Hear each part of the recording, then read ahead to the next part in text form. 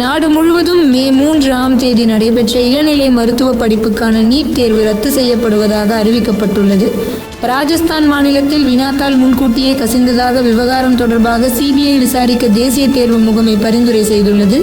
NEET தேர்வை மீண்டும் நடத்தவும் முடிவு செய்யப்பட்டுள்ளதாக தேசிய தேர்வு முகமை திட்டமிட்டுள்ளது. மருத்துவ படிப்புகளுக்கான நீட் நுழைவுத் தேர்வு நாடு முழுவதும் மே 3ஆம் தேதி நடைபெற்றது. இந்தியாவில் 551 மையங்களிலும் பிற நாடுகளில் 14 மையங்களிலும் நடந்த இந்த தேர்வில் 23 லட்சத்துக்கும் மேற்பட்ட மாணவியர் பங்கேற்றனர்.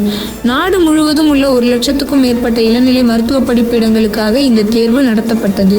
இதில் வினாத்தாள் கசிவு முறைகேடுகள் ராஜஸ்தானில் நடந்துள்ளது என தேசிய தேர்வுகள் முகமைக்கு புகார்கள் வந்தன.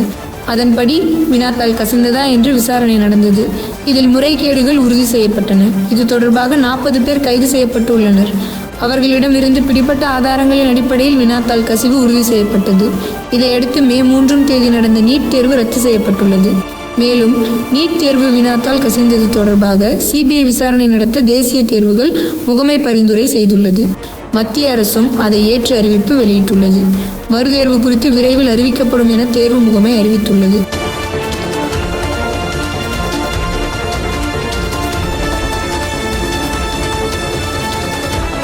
நாடு முழுவதும் மே 3ஆம் தேதி நடைபெற்ற இளநிலை மருத்துவ படிப்புக்கான நீட் தேர்வு ரத்து செய்யப்படுவதாக அறிவிக்கப்பட்டுள்ளது.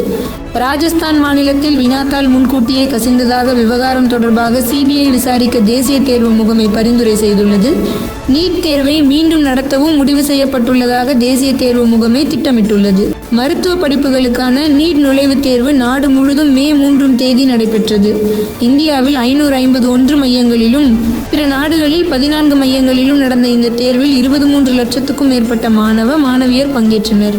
நாடு முழுவதும் உள்ள 1 லட்சத்துக்கும் மேற்பட்ட இளநிலை மருத்துவ படிப்பிடங்களுக்காக இந்த தேர்வு நடத்தப்பட்டது. இதில் வினாத்தாள் கசிவு முறைகேடுகள் ராஜஸ்தானில் நடந்துள்ளது என தேசிய தேர்வுகள் முகமைக்கு புகார்கள் வந்தன. அதன்படி வினாத்தாள் கசிந்ததா என்று விசாரணை நடந்தது. இதில் முறைகேடுகள் உறுதி செய்யப்பட்டன. இது தொடர்பாக 40 பேர் கைது செய்யப்பட்டு உள்ளனர். அவர்களிடமிருந்து பிடிப்பட்ட ஆதாரங்களின் அடிப்படையில் வினாத்தாள் கசிவு உறுதி செய்யப்பட்டது. இதையடுத்து மே 3ஆம் தேதி நடந்த நீட் தேர்வு ரத்து செய்யப்பட்டுள்ளது. மேலும் நீட் தேர்வு வினாத்தாள் கசிந்தது தொடர்பாக சிபிஐ விசாரணை நடத்த தேசிய தேர்வுகள் முகமை பரிந்துரை செய்துள்ளது. மத்திய அரசும் அதை ஏற்று அறிவிப்பு வெளியிட்டுள்ளது. மறுதேர்வு குறித்து விரைவில் அறிவிக்கப்படும் என தேர்வு முகமை அறிவித்துள்ளது.